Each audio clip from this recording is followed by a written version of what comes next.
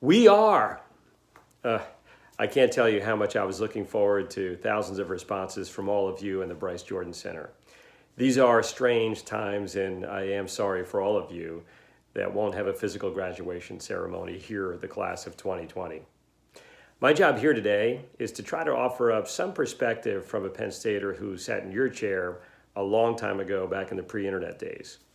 It's my hope you'll take away something that you can use as you leave this perfect college town run by all of you and enter the next milestone in your lives where you'll be surrounded by weird people of different ages and backgrounds and personalities that are not necessarily all part of our Nittany-Lion cult. So here goes. I'd say there's no easy way around being successful. Do the things that aren't easy. For me, it was hard work, putting in the time to study and learn, staying late at the office, and taking a personal interest in the company I was working for. But find time for yourself. The Penn State I know is a work hard, play harder environment. Find that balance, for charting a successful path is a long journey. Live in the moment, plan, but don't think too far out. Be flexible. You know, I got advice like that when I was your age, and my first thought was, what the heck does that mean? How much are they paying this guy anyway to speak in generalities? Just so you know, I'm not getting paid. I also heard do what you love. You know, my experience, that's not always great advice. For example, I love playing guitar, but I didn't want to be a musician living in a crappy van. The key is to learn skills. You graduated here knowing so much more than you did when you graduated high school, but you still have little skills to compete with an experienced workforce.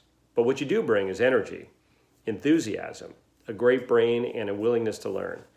Get that first job, it's really critical. Learn as much as you possibly can. Find a niche. Begin to build your own toolbox that you can take with you wherever you go. You will like what you do when you are good at something. And someday, people will call you an expert in your field. My early realization was when I went to work for Telemundo, one of the two big media companies focused on the U.S. Hispanic community, which is almost the size of Spain. The language, music, food were all different from what I grew up with and what I was familiar with. In fact, media was not an industry I was initially focused on, yet I came to appreciate it and absolutely love it. Let's talk about your upcoming careers graduating this leading college. It's the most crazy, disruptive time in media. There's more video being produced than ever by amateur journalists, more bloggers, more writers. But in today's world, professional media, communication, public relations, news, that are all needed more than ever. The fact remains true to this day that media and communications help people form opinions that they can then act upon. Whether you help produce news for CNN, or work for Group M in the commercial advertising area, or in the public relations department of a consumer goods company, or partner in a digital startup, you will be assisting in shaping opinions. And in today's world, that is very important. And one of the most important things to do in life is to do meaningful work. Right now, you may be thinking, yeah, but we're entering the job market at the worst time in recent history. That is a fact. If you're fortunate enough to have already had an offer pre-pandemic, at best your start date was moved back. If you don't have something lined up, there are huge opportunities available now. But I believe this crisis will accelerate disruptive changes that were already occurring. In fact, as the economy begins to improve, and it will, it's a great time as you don't need to wait to get responsibility. Us old people in media, we need you. You're all digital natives that are part of changing media consumption habits. You can bridge culture. The only thing I know for sure is technology has transformed the industry. No longer are there as high barriers to entries, but it's also destroyed historical profit margins.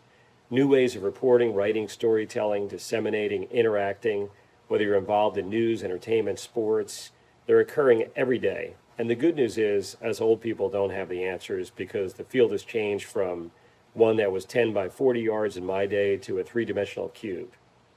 And it's the best time in business for women and minorities. We are rapidly becoming a minority-majority country. All companies I'm associated with are working harder than ever at the highest levels to focus on creating real opportunities in the area of diversity.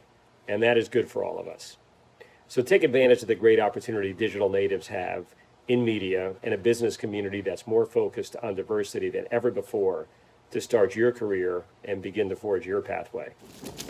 And look, after sending out hundreds of resumes, if things just don't work out in the job market, If you have an idea about value creation, now might be the time to give it a try. Worst case scenario, you'll learn a lot. You'll work super hard. You'll learn what it's like to have a business. And heck, what's the worst that can happen?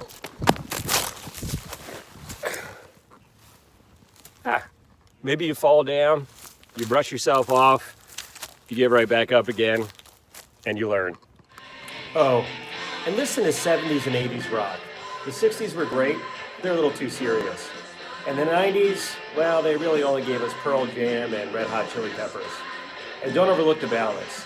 2 Out of 3 by Meatloaf still brings a tear to my eye.